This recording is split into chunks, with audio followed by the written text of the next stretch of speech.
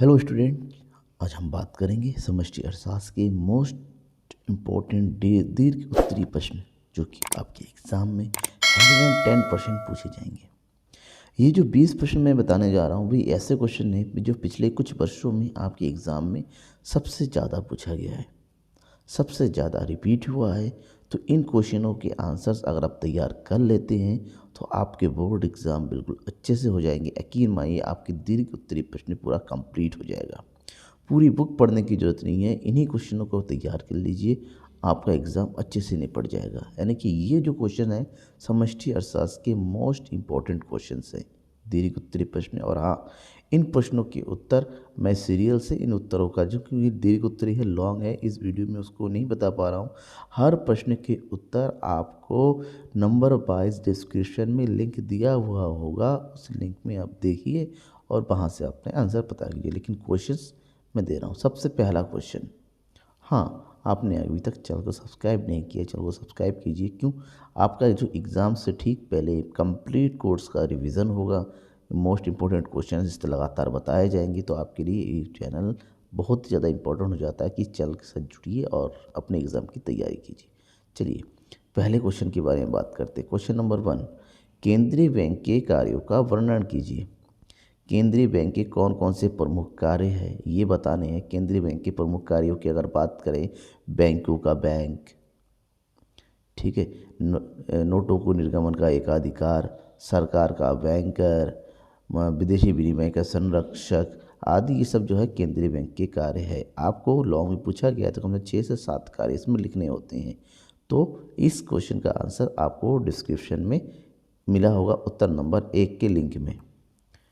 Question number 2, केंद्रीय bank से जुड़ा हुआ है। केंद्रीय बैंक के द्वारा साख नियंत्रण के लिए अपनाई जाने वाली विधियों का वर्णन कीजिए। केंद्रीय बैंक ने साख नियंत्रण के लिए कौन कौन सी विधियाँ अपनी? वैसे तो साख नियंत्रण की 2 विधियाँ होती है, गुणात्मक और मात्रात्मक। मात्रात्मक की विधियाँ जो होती है उसमें बैंक दर की विधि होती हैं, ठीक है, खुले बाजार की क्रियाएँ होती हैं, नगद कोष अनुपात होता है, सावधि तरलता अनुपात होता है, रेपो रेट होता है, रिवर्स रेपो रेट होता है। उधर गुणात्मक की बात करें तो शाख की राशनिंग है, ठीक है, मार्जिन नियंत्रण है, कई प्रकार के होते हैं। तो आपको वीडियो की इस डिस्क्रिप्शन में लिंक में दिया हुआ होगा, वहाँ से आप इसको कंप्लीटली देख सकते हैं। क्वेश्चन नंबर 3, व्यापारिक बैंक किसे कहते हैं? व्यापारिक बैंकों के प्रमुख कार्यों को बताइए। व्यापारिक बैंक किसे कहते हैं? वे बैंक जो जनता से जमा स्वीकार करते हैं और उनके मांगने पर उनको लोन प्रोवाइड करते हैं, ऐसे बैंकों को व्यापारिक बैंक कहते हैं। जितने भी बैंक नॉर्मली हम देखते हैं, चाहे स्टेट बैंक हो, बैंक ऑफ बड़ौदा है, पंजाब नेशनल बैंक है, ठीक है, केनरा बैंक है, इलाहाबाद बैंक है, ये सारे जो है व्यापारिक बैंक की कैटेगरी में आते हैं। व्यापारिक बैंक के प्रमुख कार्यों को कई 2-3 कैटेगरी पड़ता है। क्या डिटेल से आप लिंक में देखिए। फिलहाल ये समझिए केंद्रीय व्यापारिक बैंक का कार्य क्या होता है? जमा स्वीकार करना होता है, लोन देना होता है, ठीक है, एटीएम की सुविधा प्रोवाइड करनी होती है, ठीक है, शाखा का निर्माण करना होता है। ये सब व्यापारिक बैंक के प्रमुख कार्यों के अंतर्गत आता है। डिटेल से आप लिंक में देखिए। उत्तर नंबर 3। नेक्स्ट क्वेश्चन है क्वेश्चन नंबर 4, आय के चक्रीय या वर्तुल भी कहा जाता है। आय के चक्रीय या वर्तुल प्रवाह को विस्तार पूर्वक समझाइए। ठीक है ना। आय का चक्रीय प्रवाह क्या होता है? देखिए, किसी भी राष्ट्र में उत्पादन प्रक्रिया किसके द्वारा होता है? साधनों के प्रयोग। साधन कहाँ से आते हैं? परिवारों से। परिवार से साधन प्राप्त करता है उत्पादक, वस्तु सेवा का उत्पादन करता है और उसको फिर से परिवारों के बीच में बेच देता है। परिवार, इससे उत्पादों को आय की प्राप्ति होती है। आय की प्राप्ति होने के बाद जो साधन का प्रयोग किया वो दोबारा जो है परिवार को देते, परिवार को इससे आय की प्राप्ति होती है। इससे उत्पादन प्रक्रिया में पुनः निवेश होता है, निवेश होने पर पुनः उत्पादन होता है, फिर से इस प्रकार से ये चक्र चलने लगता है, उत्पादन का, आय का और व्यय का। तो ये चक्र होता है, लगातार चलना शुरू हो जाता है, जिससे अर्थव्यवस्था का विकास होता है। इसी प्रवाह को हम जो है आय का चक्रीय प्रवाह कहते हैं। डिटेल से आप उत्तर संख्या 4 डिस्क्रिप्शन की लिंक में देखिए।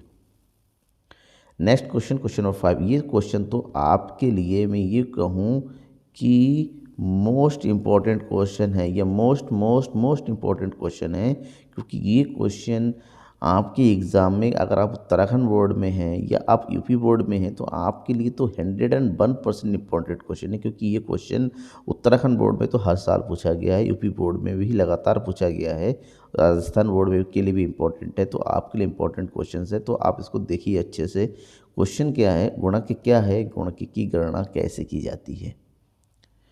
ठीक है, गुणक क्या होता है, ये कॉन्सेप्ट था जेएम कीन्स का। उन्होंने ये कहा कि अगर किसी अर्थव्यवस्था में निवेश किया जाता है तो उस अर्थव्यवस्था में प्राप्त होने वाली आय निवेश की कई गुना अधिक होती है। इसी कई गुना अधिक को हम जो है गुणक कहते हैं। गुणक को नॉर्मली हम जो है कैपिटल के से डिनोट करते हैं, दिखाते हैं। ठीक है, और यहाँ पर के जो गुणक होता है, फार्मूला हो जाता है delta Y upon delta I, यानी कि आय में जितना निवेश किया था उससे उसकी आय में जो परिवर्तन होता है उसी को हम जो है गुणक कहते हैं। डिटेल से आप उत्तर संख्या 5 का लिंक ओपन कीजिए और वहाँ से देखिए, डिस्क्रिप्शन में दिया हुआ है। नेक्स्ट क्वेश्चन, राष्ट्रीय आय गणना विधियों का वर्णन कीजिए। राष्ट्रीय आय की गणना विधि प्रमुख 3 विधियाँ होती हैं। उत्पाद विधि, जिसे हम मूल्य वृद्धि विधि भी कहते हैं, आय विधि और व्यय विधि। तो तीनों विधियों के बारे में बताना है। हो सकता है किसी एक विधि के बारे में पूछा जाए या 2 के बारे में पूछा जाए, आपको उसके लिए तैयार रहना है। कैसे लिखना है, कितना लिखना है, वो आप उत्तर संख्या 6 का लिंक ओपन कीजिए और वहाँ से देखिए। क्वेश्चन नंबर 7, घाटे का बजट क्या है, संक्षिप्त टिप्पणी कीजिए। घाटे का बजट, ये बजट चैप्टर का इंपॉर्टेंट क्वेश्चन है। ऐसा बजट जहाँ पर सरकार की प्राप्तियाँ कम होती है, सरकार की आय ज़्यादा होती, व्यय ज़्यादा होती हैं, उसे हम घाटे का बजट कहते हैं। ठीक है। क्वेश्चन नंबर 8, प्रभावी मांग की अवधारणा को सचित्र स्पष्ट कीजिए। प्रभावी मांग किसे कहते हैं, प्रभावी मांग क्या होता है। एक प्रभावी मांग का एक ऐसा स्तर होता है कि जहाँ पर किसी भी अर्थव्यवस्था में एडी और एएस यानी कि कुल मांग और कुल पूर्ति आपस में बराबर हो जाती है, उस स्थिति को हम जो है प्रभावी मांग कहते हैं। और इसको अगर ग्राफिकल रूप में रिप्रेजेंट करें हम तो किस तरह से कर सकते हैं, तो ये हो गया हमारा एएस और ये हो गया एडी, जहाँ पर ये दोनों बराबर होंगे, ये वाला बिंदु। ठीक है, जहाँ पर ये वाला बिंदु होगा, ये इस बिंदु को हम क्या कहेंगे, प्रभावी मांग। क्यों, क्योंकि यहाँ पर हमारा एडी और एएस दोनों बराबर है, और इसी को हम जो है पूर्ण रोजगार स्तर भी बोलेंगे। तो इस क्वेश्चन को डिटेल से समझने के लिए आप उत्तर संख्या 8 का लिंक ओपन कीजिए, डिस्क्रिप्शन में दिया हुआ है। नेक्स्ट क्वेश्चन इंपॉर्टेंट क्वेश्चन है, क्वेश्चन नंबर 9, राजस्व व्यय और पूंजीगत व्यय में अंतर लिखिए। ये भी बजट चैप्टर का इंपॉर्टेंट क्वेश्चन है जो कई बार पूछा गया है। राजस्व व्यय और पूंजीगत व्यय में अंतर कीजिए। राजस्व व्यय किसे कहते हैं, पूंजीगत व्यय किसे कहते हैं। राजस्व व्यय ऐसे व्यय होते हैं जिसको करने से देश की ना ही जो संपत्तियों का निर्माण होता है, ना ही जो है व्यय है दायित्वों की कमी होती है। जबकि पूंजीगत व्यय इसका उल्टा होता है, इससे या तो संपत्तियों का निर्माण होता है या दायित्वों की कमी होती है। और डिटेल से आप लिंक ओपन कीजिए उत्तर संख्या 9 का। प्रश्न संख्या 10, सीमांत उपभोग प्रवृत्ति किसे कहते हैं। यह किस प्रकार सीमांत बचत प्रवृत्ति से संबंधित है। ये क्वेश्चन इस तरह से पूछा जा सकता है, सीमांत उपभोग प्रवृत्ति या सीमांत बचत प्रवृत्ति में क्या संबंध है। तो इम्पॉर्टेंट क्वेश्चन है, बहुत ज़्यादा पूछा गया है। इस क्वेश्चन को डिटेल से देखिएगा कि आपको डिस्क्रिप्शन में उत्तर संख्या 10 में मिल जाएगा। ठीक है, क्योंकि लॉन्ग क्वेश्चन है, डिटेल से समझना है, आंसर एग्जाम्पल भी है, ग्राफ भी है, तो आपको उस लिंक में जाके देखना पड़ेगा। क्वेश्चन नंबर 11, कीन्स के रोजगार सिद्धांत की मुख्य बातें कीजिए। कीन्स का रोजगार सिद्धांत, जिन्होंने ये कहा था किसी भी देश का रोजगार का निर्धारण उस बिंदु पे होता है जहाँ पर रोजगार की मांग और रोजगार की पूर्ति आपस में बराबर होती है। तो कीन्स का रोजगार है, इसको और डिटेल से पढ़ना है आपको। ठीक है, उत्तर संख्या 11 का लिंक ओपन कीजिए डिस्क्रिप्शन में। प्रश्न संख्या 12, विनिमय दर क्या है। अनुकूल और प्रतिकूल विनिमय दर को समझाइए। विनिमय दर क्या है, किसी भी देश का विनिमय दर वह स्तर होता है जहाँ पर एक देश की राष्ट्रीय मुद्रा दूसरे देश की राष्ट्रीय मुद्रा के द्वारा तय की जाती है। ठीक है, अनुकूल और प्रतिकूल विनिमय दर क्या होता है, इसको आपको डिस्क्रिप्शन में उत्तर संख्या 12 के लिंक में मिल जाएगा। क्वेश्चन नंबर 13, भुगतान संतुलन की परिभाषा दीजिए, इसकी मुख्य मदें समझाइए। भुगतान संतुलन क्या है और उसकी मुख्य मदें क्या क्या है। भुगतान संतुलन मतलब एक देश की एक वित्तीय वर्ष में उस देश की समस्त आयात और निर्यात समस्त वस्तुओं का जिसके अंतर्गत आती हैं कि उसका लेखा जोखा होता है, विवरण होता है। इसकी मुख्य मदें कौन कौन सी हैं, जहाँ पर 2 कैटेगरी बनाया गया है। ठीक है ना, चालू खाता और पूंजी खाता। डिटेल से पढ़िए आप लिंक में। क्वेश्चन नंबर 14, अनैच्छिक बेरोजगारी से आप क्या समझते हैं?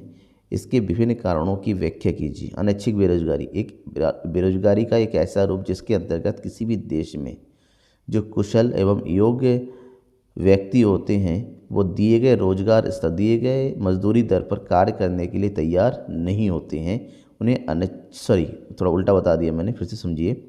बेरोजगारी का एक ऐसा स्तर जहाँ पर कुशल एवं योग्य नागरिक कार्य करने के लिए तैयार होते हैं लेकिन उनको कार्य की प्राप्ति नहीं होती है, ऐसे लोगों को जो है हम अनैच्छिक बेरोजगारी कहते हैं, क्योंकि उनकी इच्छा होती है कार्य करने की बट उनको कार्य नहीं मिल पाता है।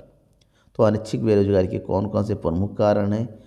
सबसे पहला कारण है उसमें जनसंख्या में वृद्धि, ठीक है ना, गरीबी, और भी कई कारण हैं। आप डिटेल से पढ़िएगा, ठीक है ना। और डिटेल से पढ़ने के लिए आप डिस्क्रिप्शन में उत्तर नंबर 14 का जो दिया गया लिंक है उसको ओपन कीजिए। क्वेश्चन नंबर 15, एक अर्थव्यवस्था मांग की अधिक की समस्या चित्र एक अर्थव्यवस्था में मांग की अधिक की समस्या को चित्र से समझाइए। यूँ कहे अधिक मांग किसे कहते हैं? अधिक मांग की समस्या को आपको बताना है चित्र सहित, ठीक है ना। अर्थव्यवस्था की एक ऐसा स्तर जहाँ पर कुल पूर्ति की तुलना में कुल मांग अधिक हो जाती है उसे अधिक मांग की स्थिति कहते हैं। और डिटेल से जानना है डिस्क्रिप्शन में लिंक दिया हुआ है, उत्तर संख्या 15 देख लीजिए। क्वेश्चन नंबर 16, मुद्रा की परिभाषा दीजिए, इसके कार्यों का उल्लेख कीजिए। मुद्रा किसे कहते हैं? मुद्रा वह है जो मुद्रा का कार्य है, ठीक है ना। यह मुद्रा जो सार्वजनिक रूप से प्रयोग किया जाता है और सभी के द्वारा स्वीकार किया जाता है विनिमय के रूप में, इसे मुद्रा कहते हैं। इसके प्रमुख कार्य की बात करें तो उसके कई कार्य होते हैं, 3 ग्रुप में बांटा गया है, मुख्य कार्य, द्वितीयक कार्य और अन्य कार्य। इसके जो मुख्य कार्य होते हैं क्या है? विनिमय का माध्यम और मूल्य का निर्धारण। इसके अलावा और भी कार्य हैं, डिटेल से समझना है तो डिस्क्रिप्शन की उत्तर संख्या 16 का लिंक ओपन कीजिए, मिल जाएगा।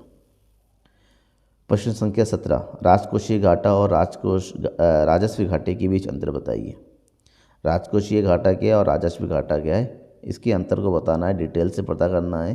तो यहाँ पर भी आप डिस्क्रिप्शन का उत्तर संख्या 17 में दिया गया लिंक देखिए। क्वेश्चन नंबर 18, समग्र मांग, जिसको सामूहिक मांग भी कहते हैं, समस्त मांग भी कहते हैं, कुल मांग भी कहते हैं, लेकिन इंग्लिश में नॉर्मली कहते हैं एग्रीगेट डिमांड और शॉर्टकट में बोला जाता है एडी।